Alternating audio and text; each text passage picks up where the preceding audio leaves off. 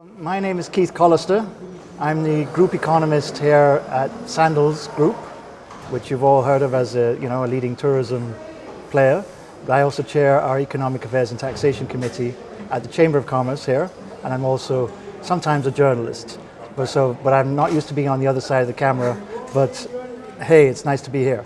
A quick overview of Jamaica. We've had a almost amazing economic turnaround over the last few years, from a situation where the economy was down dramatically due to COVID, to basically we're pretty much back to full economic output here, back to over full employment, at least for some job segments it's difficult to find tourism workers, for example. And on top of that, the industry is reaching levels that in some cases are above where we were in 2019, which was one of our best years ever. So the good news is nobody now doubts the importance of tourism in Jamaica. Everyone, after the COVID shock, we all understood how important it was. And what you may not know is that the economic turnaround we've had over a 10-year period has been, according to the International Monetary Fund, one of the most dramatic that they've seen. In fact, the Financial Times, which is an important British newspaper, described it as almost a miracle, and the IMF has also similarly described it. So that's basically the context of where we are. That's a huge turnaround. Now, at this conference, what you're seeing, this is a global conference. We're talking about tourism globally. And basically, what is happening here is that the whole industry, people from all over the world are coming to Jamaica because we've created a global tourism and resilience center under the leadership of our tourism minister, Ed Bartlett, who's called some people are calling him the world tourism minister. I mean, he likes that, I believe. But anyway, the bottom line is that we are, everyone is now focused on resilience. The issue of sustainability is now core for many of us. I myself am actually chairman of the Sandals Foundation, and that's a key goal we have. And basically, our hope is that is now going to be embedded in the culture of the tourism industry. The issues of, making sure that the people who work in it are properly upskilled, that we appeal to the younger generation, all of the issue of the environment, all of these were key themes that came out very strongly in the meetings that we've had.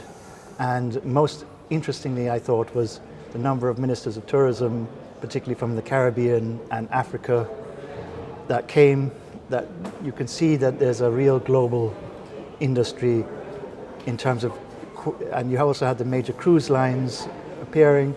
So you can see that there's a major partnership and consensus that's emerging coming out of the COVID, which of course all of us remember well. So the bottom line is it's good news for tourism.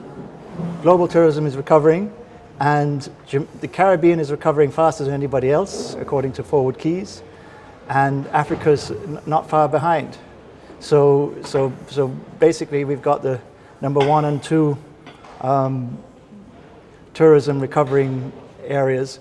Asia is at the bottom, as we know, but of course China will be is coming out of its lockdowns now, and that will be a key part of that recovery. So anyway, hopefully this is helpful to everybody, and if you have any hugely helpful. Thanks, Keith. That's very, very useful. I think one thing that sort of just as an observation is kind of the leadership in sustainability and in almost building back better is coming from nations that have been potentially sort of not in the forefront of people's minds. What do you think is driving that? Well, I think, first of all, the Caribbean is more dependent on tourism, so necessity is the mother of invention, right? But also I think it reflects strong leadership. We've had Minister Bartlett lobbied for the creation of the Global Tourism Centre here and Resilience Centre here at the University of West Indies in Jamaica. They have been engaged in outreach with a number of other countries globally, and what you're seeing is a more I would say, more diverse, more. You saw a lot of women, for example, on the stage in terms of the ministers of tourism, which is another interesting thing. You wouldn't have seen that maybe a decade ago. And you're seeing a lot more people looking to cooperate in a way so the idea of sustainability and partnership, I think, is much more embedded now. And even, I don't want to say even the cruise lines, but the cruise lines look like having gone through the COVID experience, I think they will be looking to partner with the industry, the Caribbean industry in particular, in a way that they might not have done before. And you talked about jobs, and you talked about sort of employment rates and so forth, and there being certain sort of demand and unfilled demand at the moment. And you also talked about sort of your role as chairman of the Sandals Foundation. Tell me a little bit about sort of, kind of what the key tactics are that you think are vital to ensure that we have a viable, sustainable kind of workforce to maintain this sort of level of resilience. Okay, well, one of the initiatives that Sandals is doing is the Sandals Corporate University, which is a very powerful initiative which allows, as our CEO said, or executive chairman said today, Adam Stewart, they can take someone who really may not even have any even the basic minimum qualifications, and some of them can get a master's degree at the end of it because they have thousands of courses, and so all of our staff, all 16 or 18,000, depending on which number we use, they have access to Sandals Corporate University. It's online. And we've just hired recently a lady called Luz Longsworth, who used to be chair of head of the Open University for the University of the West Indies, which is a bit like, say, the Open University in the UK, yep. And other examples around the world. And if you think about it, the Caribbean is a small island. There's a lot of small islands, and so a physical campus for everybody isn't going to work. It's not going to work in an island that's such as St. Lucia or Grenada, which doesn't have a university there or a University West Indies branch. So instead, but now we are stepping up to the plate as well, Sandals Corporate University, and so we're effectively acting as the Caribbean, a sort of alternate Caribbean university in these skills, and we'll have people. So it's not just about people serving a drink behind the bar. You have professionals in finance, accounting, IT.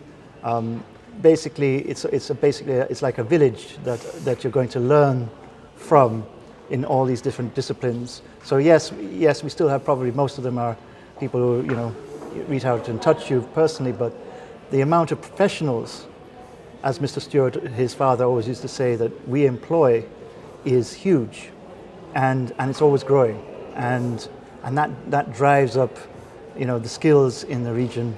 And because of the connections we generate and the business we generate, it also further upskills everybody. So as our executive chairman said, a rising tide, if tourism grows, it drives lots of other industries, and now everyone fully understands this from what happened during COVID. And of course, if you're in a small island in the Caribbean and your main hotel shut down, you know the story. So we're moving now to a situation where basically tourism has not only come back, it looks like it's coming back bigger for the region.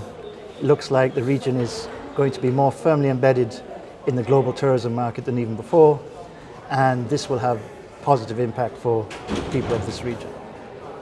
On that note, I'd like to thank you for sharing us your insights. Thank you. Sure.